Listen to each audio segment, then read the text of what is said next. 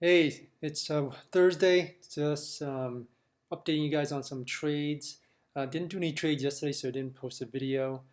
Today I did quite a few trades. I even collected 50% profit on my JD trade. So JD here, I collected my 50%, and then that was off of selling puts.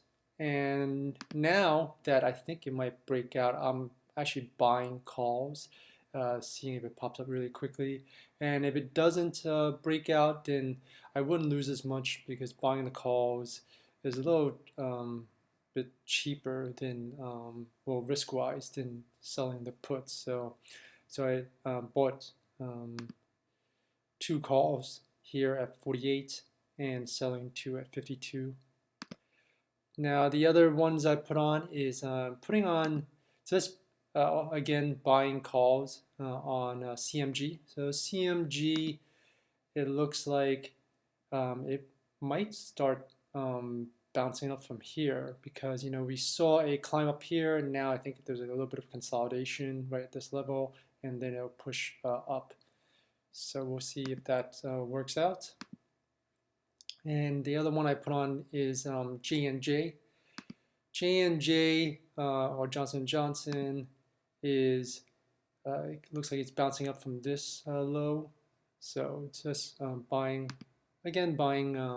calls as well. I mean, right now, since the market is up so much, I kind of don't want to put a lot of risk on, and if I was selling puts, I would have to sell a lot of puts just to make the same amount of money. So now, of course, the difference between the selling a put and buying a call is that when you sell a put, you have a lot longer. I mean, every day that you're waiting for that uh, price to go up, you're collecting theta. So even if the price doesn't move, I can still collect theta and make money. So that's the difference. And if I'm expecting the price to move very quickly, then I'll buy the call because if the longer that something doesn't work out for me, the more theta is going against me. So now the last one I put on was Square. Again, buying call. So I guess today's theme has just been buying calls. And that one is on Square, where the chart, again, I think there's a little consolidation here before moving up and testing this 49 area. And that's it for today. Oh, the last thing to talk about is using Fidelity versus Tastyworks. So as you know, I've been on Tastyworks for like, I think 7 days now, but I've always had a Fidelity account. So I wanted to see what was the difference between Fidelity versus Tastyworks. And so I would compare the trades side by side. Like I would actually put in the trade order in Tastyworks first, and then put on the same exact order on Fidelity. So what I found was that Fidelity actually filled me first, even though I put in the order first on Tastyworks.